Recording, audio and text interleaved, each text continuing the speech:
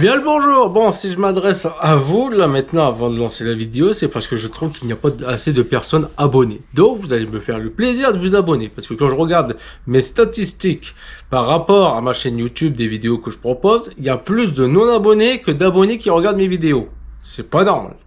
Donc, si tu reviens régulièrement, ou alors si YouTube ou Google te suggère mes vidéos, c'est qu'il y a une raison, c'est que tu les regardes, ou alors c'est que tu cliques dessus par curiosité. Donc pour faire ça, si tu ne veux rien rater, tu t'abonnes et au pire des cas, tu mets même une cloche de notification, comme ça au moins tu ne rateras rien.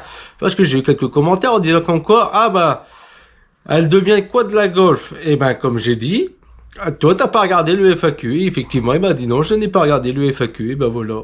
En plus c'était l'une des premières questions que j'ai répondu, c'était même la première question sur le FAQ que j'ai répondu par rapport à la golf. Voilà.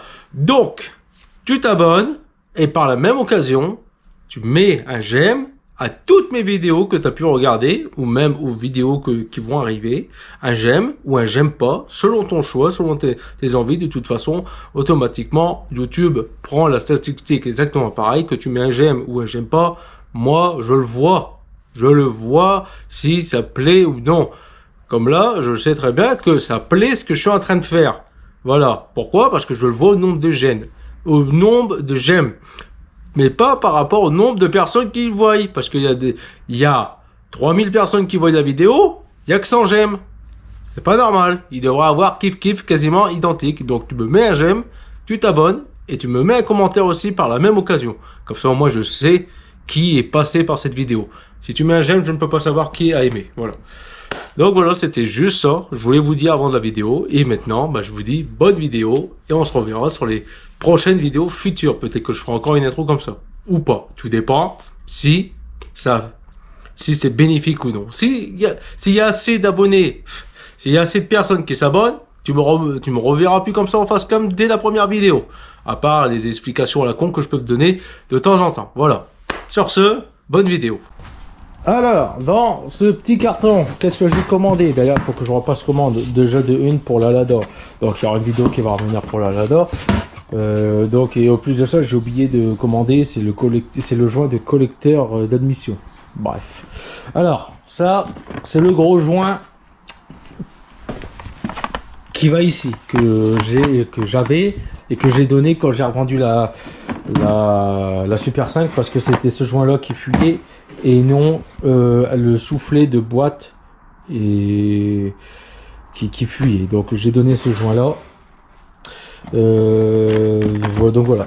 Ça c'est le condensateur. Le condensateur qui m'ont pas du tout donné le bon. Voilà, donc condensateur d'allumage. Ouais, bref, soit j'ai pas commandé le bon, soit c'est pas le bon, mais dans tous les cas ce n'est pas du tout le même que ça. Mais j'ai fait une demande de retour, mais bon, j'attends déjà qu'il m'envoie le bon de retour pour déjà renvoyer ces pièces là, tu vois, hein. Donc ces pièces là pareil, ils ne sont pas bonnes. Ça c'est pour l'Ada, hein. Donc ça c'est censé être pour le moteur l'Ada, ça ne fonctionne pas du tout, hein. Ils m'ont envoyé ça d'un galet tendeur, mais ils m'ont envoyé un galet comme ça, alors d'envoyer un galet excentrique. Ça, c'est ce que j'ai demandé. Donc ça, à mon avis, c'est pour du bilan court, le doigt d'allumeur. Donc c'est marqué Ducilier, bref. Mais l'axe, déjà, ici, c'est pas du tout pareil, c'est trop petit. Et quand on regarde là, déjà, ils te mettent pour du Citroën GSA Visa. Donc c'est bien marqué Renault Espace, Renault Express. Donc encore un doigt d'allumeur à racheter. Les filtres à huile que j'ai pris. Donc filtre à huile et ce qui fait qu'on arrive à cette vidéo là, embrayage, kit embrayage. Alors qu'est-ce que j'ai ça, j'espère que c'est le bon, c'est la bouteille d'embrayage. Voilà, j'ai pris marque Luc parce que déjà de une c'était le moins cher.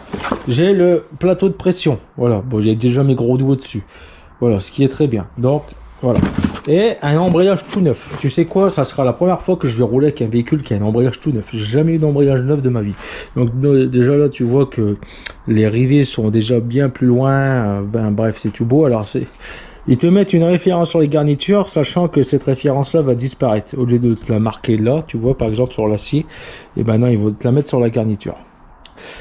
Bref, voilà. Ça, c'est un tout nouvel embrayage comparé à l'embrayage qui est là. Hein, tu vois déjà la grande différence. Lui, il est tout lisse. Et lui, là-bas, il est tout beau. Ah, bref, voilà. Hop. Bon. On s'avait quitté sur la vidéo aussi, c'était pour dire déjà pour le volant moteur, parce que je voulais savoir est-ce que je prends le volant moteur de trafic ou est-ce que je prends le volant moteur de l'Express, donc le volant moteur origine, on va dire, on va appeler ça origine. Hein. Voilà, donc sachant qu'il y avait une différence et qu'il y en avait un qui était en 190 et 190. Oui, 190 et un 180. Sachant que, bizarrement, pour le trafic, c'est marqué du 200 et du 180 pour l'Express et Orange, tout ça. Ben, bref. Donc, j'ai voulu voir ça. Et ensuite, je me suis dit, pourquoi en fait je parle de volant moteur? C'est parce qu'en fait, pour savoir lequel je prends, est-ce que je prends le plus lourd ou est-ce que je prends le plus léger? Par rapport à l'inertie, pour avoir un peu plus de coupe ou plus d'accélération. Et ben en fait mon choix va être vite fait parce que j'ai fait ça. Déjà c'était pour voir si lui était le même, parce que j'avais vu que tu vois il y a des similitudes. C'est pas bon, il est pas taillé tout à fait pareil. Tu vois, il manque des trucs. Enfin, j'ai fait ça. Jusque là je me suis dit ouais bon bah ok c'est bon. Ensuite j'ai fait ça. Et j'ai fait bon bah je dis bon bah mon choix y est fait. Déjà là je suis dans le pion, là ici je suis à côté, là je suis à côté. Bon bah déjà on n'est pas pareil, donc déjà le plateau de pression du trafic est plus gros. Voilà. C'est un fait. Donc mon choix va se baser sur ce volant moteur là. Soit celui-ci actuellement ou soit celui qui est actuellement dans le trafic, parce que je pense que je vais quand même désolidariser la boîte du moteur, déjà de une pour voir l'état de l'embrayage, tout ça. Ensuite, il y a un truc que j'ai pas fait. Voilà, parce que aux dernières nouvelles, j'ai contrôlé la boîte. La boîte de vitesse, l'axe de sortie de boîte rentre dans le vilebrequin, dans le trou ici. Parce que là, bizarrement, là il est gros, là il y a une entretoise dans celui-là. Donc, j'ai perdu ma lampe. Non, elle est là. Donc, j'ai voulu savoir, j'ai retiré le moteur du support, je l'ai mis ici, et du coup, ce qui est bien, c'est parce qu'en fait, ils ont prévu le coup, parce qu'à mon avis, ils devaient déjà avoir des versions en injection, parce que ce que tu vois là, ça, c'est pour un volant moteur magnétique à injection. Donc oui, parce qu'il y a déjà eu des 4L en version injection. Parce qu'il y a des 4L qui ont l'allumage en version électronique. Donc, là où je voulais en venir, pour savoir si ma boîte de vitesse était compatible avec le vilebrequin du trafic. De là, comparé à celui-ci. Et ben, je l'ai monté pour regarder, savoir si ça sort qui est là-dedans. Et ben, pour finir, non. La boîte de vitesse ne s'enquille pas dans le vilebrequin. Donc ça, c'est un très très très bon point. Voilà. Donc tu vois l'écart. Et ça m'a permis déjà de me dire bon bah c'est bon, je commande. Parce qu'il y avait aussi l'histoire de savoir est-ce que il aurait fallu que je démonte encore une fois la culasse, les bielles, tout ça pour avoir le vilebrequin de ce moteur là-bas, si ça ne passait pas. Donc non. Vilebrequin de trafic, ça passe avec une boîte transversale. Voilà. Maintenant, un point auquel on va contrôler ensemble parce que j'ai oublié de vérifier. Voilà. Oui, là, c'est tout des termes techniques. Oui, c'est pas une vidéo qui est très mécaniquée. Là, oui, mécaniquée. Mais il y a un truc auquel j'ai pas contrôlé, j'ai pas vérifié. C'est les trous de fixation de volant moteur. Est-ce que ce sont exactement les mêmes? 1,4 litre, 1 litre 1. Si on tombe en face, c'est bon, c'est les mêmes. Si on ne tombe pas en face, ça veut dire que quoi que je fasse, je ne peux pas. Voilà, il va falloir que je magouille. En gros, que je magouille. En gros, que je prends l'embrayage, mais que je prends le mécanisme plateau de pression d'embrayage pour débrayer là, dans ça. Façon la plus courte. Ah ouais. Donc, comment je vais contrôler? C'est très simple. on en retourne. Hein. Et alors, est-ce que déjà celui-ci, le volant moteur là, il est magnétisé pour le PMH? Non. Bon, bah déjà, celui-ci, non. Alors, voilà. Si je tombe en face de tous les trous, et ben c'est bon, je peux continuer, sinon il va falloir que je fasse une grosse déprime et on verra si je continue par la suite. Sachant que ces trous là, ils ne sont pas, enfin du moins sur la Golf, ils n'étaient pas tous centrés pareil. Il a fallu que je tourne plusieurs fois le volant moteur pour tomber. Bon, allez, on va voir ensemble.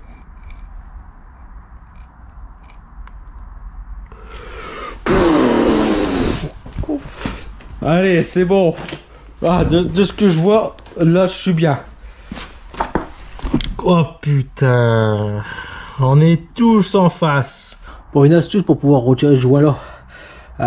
Quand tu as déjà tout remonté et que tu veux encore continuer à pouvoir changer ce joint, soit tu mets une vis à placo qui peut faire très bien l'affaire.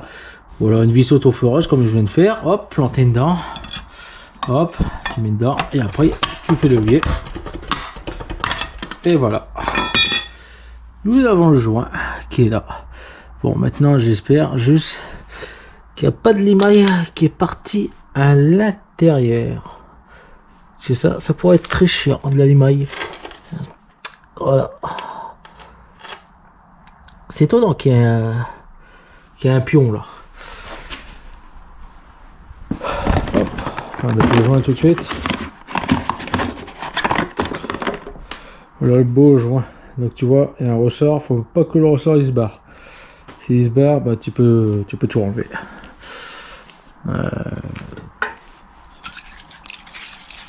Hop. Putain. Bah ouais.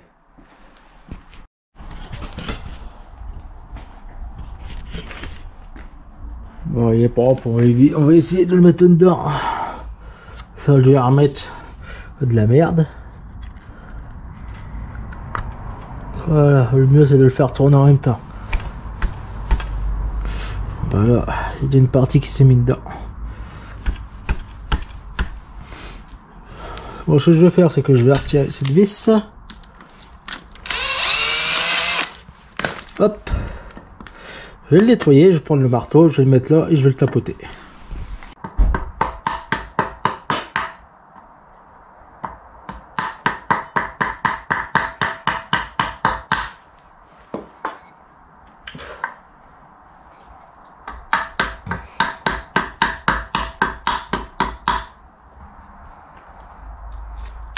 Ah, je fais ça tout seul parce que en fait c'est de l'huile collée dans les filets. Hein. Sinon je n'ai rien à foutre.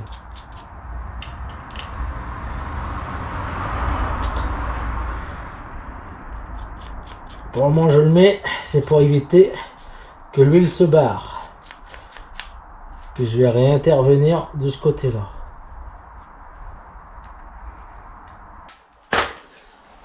Là, au nombre de clics, c'est au couple. C'est au couple max. Et de toute façon, voilà. Ouais, le moteur. Ah, le moteur il tourne, il comprime. Parce que j'ai remis les bougies pour éviter qu'il y ait de la merde qui tombe dedans. D'ailleurs, ça, c'est des bougies qui étaient sur le moteur du Trafic, mais que j'avais retiré. J'ai mis des autres. Et ces bougies-là ne vont pas rester parce que les autres que j'avais mis, que je n'ai plus d'ailleurs, j'ai trouvé que l'allumage était beaucoup mieux avec les autres bougies. Et que d'ailleurs que j'ai oublié de récupérer pour moi. Parce que c'était censé remettre cela sur le Trafic avant de le vendre, mais j'ai oublié de le faire. Et pourquoi tu me dis une histoire de bougie? Bah, c'était pour la pollution, parce que l'autre c'était des 4 électrodes et c'était des bougies qui étaient compatibles pour des 2 litres Peugeot GTI et V6 Renault 25. M'a coûté une blinde ces bougies. J'ai oublié de les prendre. Bon, alors le but aujourd'hui, c'est de récupérer le démarreur qu'il y a ici, là, le récupérer, pour pouvoir le mettre là. Voilà, donc je vais renquiller la boîte de vitesse et je vais remettre le démarreur. Pourquoi je vais faire ça? Et ben c'est parce que en fait j'ai beau à faire tourner à la main le volant moteur, et je ne vais pas assez vite pour pouvoir le mettre en huile. Donc du coup, je remets la boîte, je fixe le démarreur et après je vais faire alimenter le démarreur avec les batteries et les pinces qui traînent quelque part. Voilà, pour faire tourner en huile et déjà voir s'il n'y a pas un bruit de claquement en boîte, comme ça au moins je serai sûr. J'ai tiré ce démarreur, donc là actuellement je ne pourrais plus bouger le véhicule. En plus de ça, j'ai même recontrôlé du coup pour l'allumage avant de le démonter, parce que j'avais aperçu qu'il fumait noir, mais en plus de ça il perd de l'eau, donc il perd de l'eau quelque part. Soit un joint de culasse ou soit autre chose, mais je trouve rien, j'ai pas de condensation là-dedans et il n'y a pas de radiateur qui semble fuir. Voilà. Mais je pense que le joint de culasse il est pas tout à fait bon, parce que j'ai dû rajouter de l'eau dans tous les cas. De toute façon ça c'est pas grave. J'ai pris le démarreur. Ah oui, alors il tournait sur 3 cylindres et il calait. C'est pour ça que j'ai voulu regarder l'allumage. J'ai tout aperçu que j'avais un fil de bougie auquel il était rouillé. Là, au niveau de la bougie. Alors maintenant, ce moteur là est assemblé, équipé, il est déjà prêt. Il y a le démarreur qui est là. J'aurais su, j'aurais quand même acheté un démarreur à côté parce que ça me fait chier de devoir passer par en dessous, tout ça. Donc là, on est bon. Donc là, il y a actuellement le plus le moins qui est relié. Donc voilà, et là je l'ai branché sur l'exciteur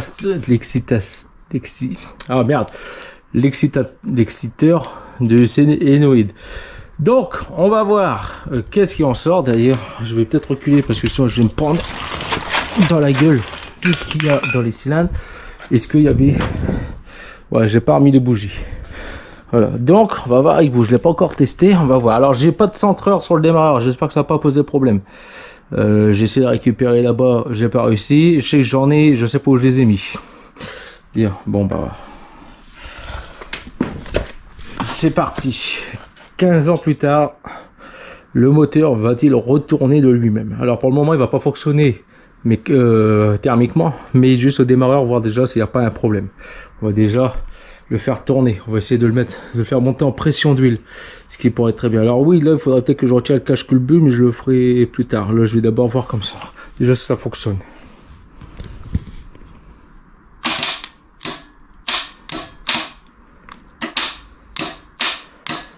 Alors soit le démarreur est mal mis, ce qui peut être possible. Bon, j'ai modifié la bague de centrage. Du coup, j'ai modifié le positionnement de la vis, je l'ai mis plus bas. Et là, ça a l'air de mieux fonctionner. Voilà, là, ça tourne.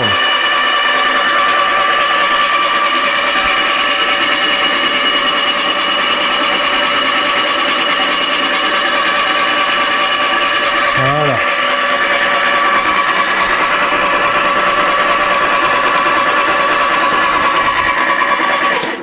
Bien, on va pas le faire trop chauffer. Bon, là en tout cas, niveau d'huile, c'est bon. Logiquement là, ça s'est mis correctement. Et on va le voir aussi ici. Voilà, on est juste bon. Bon, il n'y a pas de claquement, il n'y a rien. Ce que je vais faire, c'est que je vais en mettre plus, beaucoup plus que prévu, parce que là, je suis pas vraiment sur la droiture du voie du truc. L'huile est peut-être inclinée, donc je vais en rajouter pour dire vraiment que ça lubrifie tout. Et je vais pas en rejeter trop. Je vais même en remettre des bougies et je vais refaire le test. Comme là, ça crie plus. Bien, voilà, j'ai peut-être rajouté 500 ml de plus. Mais au moins là, on va être bon. J'ai remis les bougies. Donc là, on va voir si ça comprime correctement.